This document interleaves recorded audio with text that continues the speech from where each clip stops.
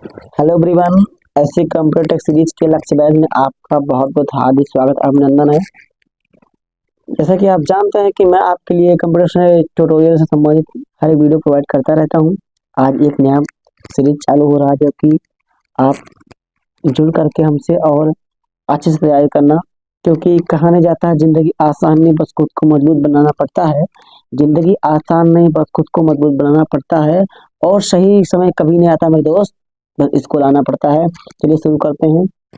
तो सबसे पहले कंप्यूटर के जो बैच जो फादर ऑफ कंप्यूटर है, यानी कि देखिए मैं आपको शॉर्ट, इसके पहले अगर आप फुल ट्यूटोरियल चाहते हैं तो हमारे चैनल पर जाइए और वहाँ वीडियो प्रोवाइड है, आप जाकर के वॉच कर लीजिए। मैं आप जो सीरीज लक्ष्य बैच का सीरीज जो चला रहा हूँ, इसमें आपको ट्रिपल सी के शॉर्ट तैयारी, यानी कि कंप्यूटर जितने शॉर्ट क्वेश्चंस आते हैं इम्पोर्टेंट, वही चीज़ें मैं आपको पढ़ाऊंगा। चलिए शुरू करते हैं। तो सबसे पहले देखेंगे हम लोग फादर ऑफ कंप्यूटर। कंप्यूटर के फादर कौन है? ठीक है, फादर ऑफ कंप्यूटर जो है वो हमारे हैं चार्ल्स बेबेज। ठीक है, चार्ल्स बेबेज जो थे, ये इनका जो होता है जन्म, ठीक है, ये विदेशों में एक प्रकार से होता है। चलिए पहले देखते हैं। जो चार्ल्स बेबेज हैं बाबू, इन्होंने कंप्यूटर खोजा था 1822 ईस्वी में। जब भी कंप्यूटर की खोज कब हुई थी? चार्ल्स बेबेज ने किया था 1822 ईस्वी में। कंप्यूटर क्या है? देखो, कंप्यूटर एक इलेक्ट्रॉनिक डिवाइस है जो गणितीय और ताकि जो गणितीय संक्रिया और तार्किक गणनाएं करता है। ठीक है, लेकिन देखो कंप्यूटर एक प्रकार का जो एक ऐसा इलेक्ट्रॉनिक डिवाइस है जो हमारे द्वारा दिए गए डेटा को संग्रहित करता है और संसाधित करता चलाता है। ठीक है, तो ये मेरा आज लक्ष्य बैच का पहला क्लास है, बढ़िया से देखिएगा। तो गणितीय संक्रिया समझ लें कि हमारा जो घटा गुणा भाग, ये हमारे गणितीय संपर्क संक्रिया कहलाते हैं, यानी कि मैथमेटिकल इक्वेशन। एक प्रकार से कहा जाए तो अंक गणितीय भी आता है और गणितीय अंक गणितीय दोनों है, कोई आपको इसमें कंफ्यूजन नहीं होना है। ठीक है, चलिए आगे देखते हैं। आगे क्या है? दूसरा जो होता है लॉजिकल, आपका इसमें आया नाम लॉजिकल, यानी कि तार्किक गणना है। जैसे हम लोग कोई लॉजिक लगाते हैं, मान लीजिए लॉजिक लगाया कि Alt प्लस F4 से हम लोग कंप्यूटर को शट डाउन कर देते हैं, या फिर कंट्रोल प्लस एस से सेव कर देते हैं, तो एक प्रकार का ये लॉजिक हो गया। इस प्रकार की जो लॉजिक होती हैं ऐसे ये लॉजिकल एक्सप्रेशन कहलाते हैं। जैसे इसमें दिया गया है example, not equal, equal to, greater than, less than, ये सभी लॉजिकल एक्सप्रेशन के एग्जाम्पल दिए गए हैं। तो देखो, अब बात की जाती है डेटा की। तो जो डेटा होता है वो एक प्रकार से रॉ फैक्टर होता है। ठीक है, कच्ची जानकारी से हम लोग मान लीजिए देते हैं कंप्यूटर को, कोई सूचना देते हैं, ठीक है, कोई चीज़ें अंदर प्रोवाइड करवाते हैं, चाहे वो चित्रीय माध्यम से हो या फिर टेक्स्ट के रूप में हो। ठीक है, एक प्रकार से वो जो डाटा होता है वो कच्चे तथ्य होते हैं, यानी कि हमने जो भी कंप्यूटर को जो भी सूचना प्रोवाइड करते हैं वो कच्चे तथ्य के रूप में प्रोवाइड करते हैं। और कंप्यूटर में क्या होता है, वो चीज़ें प्रोसेस होती हैं और हमें फिर जो जानकारियाँ मिलती हैं वो इंफॉर्मेशन, यानी कि पक्की जानकारी के रूप में। तो एग्जाम्पल के लिए अगर समझा जाए तो मान लीजिए हमने एक अ, एक नंबर से लिख दिया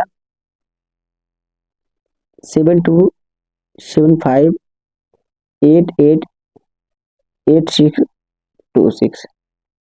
अब ये कहा जाए कि क्या है तो कोई नहीं जान पाएगा। ठीक है, क्या है क्या है ये? तो ये जो डाटा हमने कंप्यूटर को हम देंगे ये हमारा रॉ फैक्ट होगा, कच्ची जानकारी होगी। लेकिन जब कंप्यूटर हमारा जो इंफॉर्मेशन के रूप में देगा तो लिखेगा कि ये फला आदमी का नंबर है, इनका नंबर है। ठीक है, ये इतना नंबर, इनका एड्रेस ये है, एड्रेस स्टेट वगैरह सब कुछ लिख करके भेज देगा और इनका नाम ये है। तो ये हमारी पक्की जानकारी हो जाएंगी। क्या हो जाएंगी? पक्की जानकारी हो जाएंगी। एक प्रकार से चित्रीय रूप से हम लोग समझेंगे। देखिए, हम लोग डाटा को देते हैं कंप्यूटर में, कंप्यूटर में प्रोसेस होता है और प्रोसेस होता है कहाँ? सीपीयू के अंदर में। कहाँ होता है? सीपीयू के अंतर्गत में। ठीक है, और इंफॉर्मेशन निकल के आती है वो हमारी पक्की जानकारी कहलाती है। ठीक है, इसे हम यहाँ पर एग्जाम्पल अगर देखेंगे, देखिए मान लीजिए लिखा गया है 1082001। ठीक है, ये हमारा क्या है, ठीक है, ये हमारा डाटा है। और इन्फॉर्मेशन क्या होगा, मान लीजिए Awadhesh sir, district Siddharthnagar, Uttar Pradesh, date of birth, ठीक है, 1/8/2001। ठीक है, ये हमारा क्या होगा, मान लीजिए डेट ऑफ बर्थ। ठीक है, तो ये हमारी पक्की जानकारी होगी। ठीक है, और कंप्यूटर प्रणाली में ऐसे क्वेश्चन आपसे पूछा जाएगा कि कंप्यूटर प्रणाली में रॉ फैक्ट क्या कहलाते हैं। तो कंप्यूटर प्रणाली में जो रॉ फैक्ट होते हैं बाबू, वो डाटा कहलाते हैं। क्या कहलाते हैं, डेटा कहलाते हैं। ठीक है, हिंदी में बोलेंगे हम लोग डाटा, लेकिन अंग्रेजी में लिखा होता है डेटा। ठीक है, कंप्यूटर में डाटा को सूचना में परिवर्तित करना क्या कहलाता है, ये question very very most important. ठीक है, पूछा जाता है कि कंप्यूटर में डाटा को सूचना में परिवर्तित करना क्या कहलाता है। तो ईडीपी, ईडीपी का फुल फॉर्म होता है इलेक्ट्रॉनिक डेटा प्रोसेसिंग। ठीक है, तो हमने क्वेश्चन यहाँ ऐड कर दिया है कि डेटा को सूचना में बदलने की प्रक्रिया क्या कहलाती है। चैनल पर अगर आप लोग नए होंगे तो चैनल को सब्सक्राइब जरूर करिएगा, क्योंकि आप अगर अच्छे से तैयारी करना चाहते हैं नई सीरीज में, तो हमारे लक्ष्य बैच से जुड़ करके और अच्छे से तैयारी कीजिएगा। अब आता है सीपीयू की बात करेंगे, सीपीयू के बारे में थोड़ा जानेंगे, सीपीयू क्या होता है। ये कंप्यूटर से जुड़े भाग, ये आपने देखा होगा, ये चीजें तो देखी होंगी जरूर। ये चीजें जो कहलाती है वो कैबिनेट कहलाती हैं। क्या, कैबिनेट, ये कैबिनेट होती हैं। जो डिब्बा दिखाई देता है ये होता है कैबिनेट। सीपीयू क्या होता है, सीपीयू का फुल फॉर्म होता है सेंट्रल प्रोसेसिंग यूनिट। कंप्यूटर का यह वह भाग होता है जिसे प्रोसेसर भी कहा जाता है। यह कंप्यूटर का एक प्रकार से दिमाग होता है जो सभी निर्देशों को प्रोसेस करता है। सीपीयू के तीन घटक होते हैं, तीन भाग होते हैं। सीपीयू को माइक्रो प्रोसेसर चिप भी कहा जाता है, जिसका अभी लेटेस्ट जो कहा जाता है प्रथम इंटेल 4004। ठीक है, माइक्रो प्रोसेसर। ठीक है, एक प्रकार से इसका इसका कई नाम है, प्रोसेसर हो गया, माइक्रो प्रोसेसर, सीपीयू हो गया, है ना। तो जो सीपीयू के भाग होते हैं ये मुख्यतः ये तीन भाग होते हैं। ठीक है, वैसे ज्यादा तो आता है एएलयू सीयू का लोग बात करते हैं, लेकिन इसमें तीन भाग होते हैं, एएलयू, सीयू और एमयू। ठीक है, एएलयू क्या होता है, अर्थमेटिक लॉजिक यूनिट। एएलयू का काम होता है गणित और लॉजिकल गणनाएं करने के लिए। ठीक है, और जो सीयू क्या होता है, सीयू होता है ये नियंत्रण करता है, कंट्रोलिंग का काम होता है, नियंत्रण और संचालन, किसको किसको चलाना है, किसको नियंत्रण किसमें रखना है। और जो एमयू होता है हमारा, एमयू में मेमोरी यूनिट, एक प्रकार से इसका जो फुल फॉर्म होता है मेमोरी यूनिट।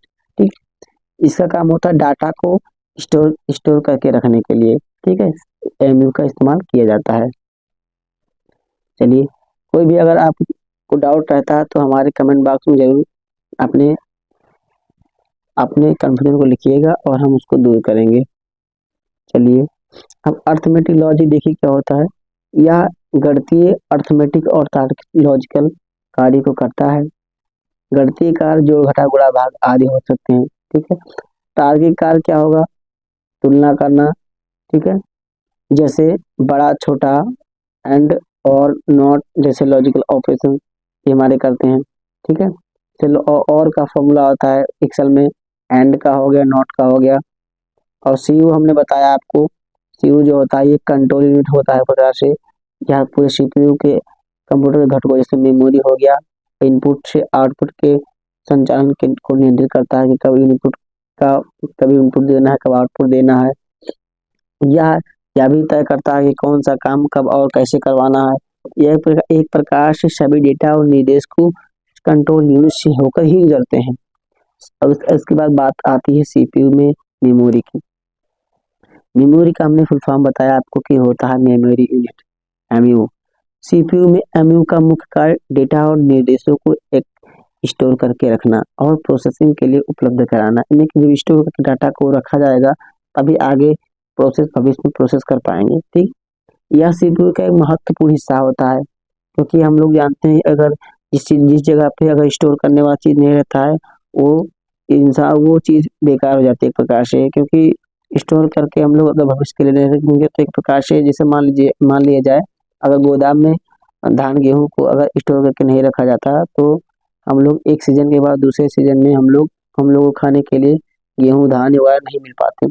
ऐसे इस प्रकार से होता है कि भविष्य में मान लो कोई डेटा पे आपको वर्क करना है तो मेमोरी यूनिट का होना बहुत ही इम्पोर्टेंट हो जाता है। और जैसे रजिस्टर मेमोरी का आप नाम सुने होंगे, कैशी मेमोरी का नाम सुने होंगे, इस प्रकार की मेमोरी होती है। ठीक है, ये डाटा को प्रकार से उपलब्ध करवाती हैं। और भी मेमोरी होती है, रैम हो गया। ठीक है, चलिए आगे देखते हैं। देखो क्या रजिस्टर मेमोरी के बारे में, यानी कि सीपीयू के मेमोरी के बारे में थोड़ा पॉइंट देखेंगे। ये छोटी सी और तेज मेमोरी यूनिट होती है। कौन? रजिस्टर मेमोरी, जो प्रोसेसिंग के दौरान डेटा और निर्देशों को अस्थायी रूप से संग्रहित करती है। ठीक है, संग्रहित मान के अंदर लेती है। ठीक है, रजिस्टर सीपीयू के प्रदर्शन को तेज बनाते हैं। देखो सबसे फास्ट मेमोरी जो होती है वो रजिस्टर मेमोरी होती है। ठीक है, उसके बाद कैशे वगैरह आते हैं।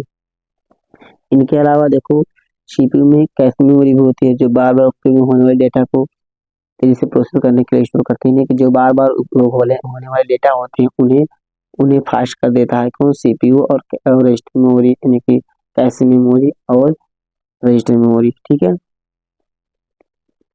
तो आशा करता हूँ आपको वीडियो अच्छा लगा होगा। अगर आपको अच्छा लगा होगा, चैनल को सब्सक्राइब कीजिएगा। कमेंट बॉक्स में अपना कोई भी डाउट क्वेश्चन जरूर कीजिएगा। और मिलते हैं फिर अगली वीडियो के साथ, तब तक बने रहिए ऐसे कम्पिटिटिव टेक सीरीज के लक्ष्य बैच के साथ। कहते नहीं है कि हारना जीतना तो बात की बात है, हारना जीतना तो बात की बात है। मैं पढ़ाऊँ आप ना पढ़ें, ये तो बहुत गलत बात है। फिर मिलते हैं अगली वीडियो के साथ। जय हिंद, वंदे मातरम।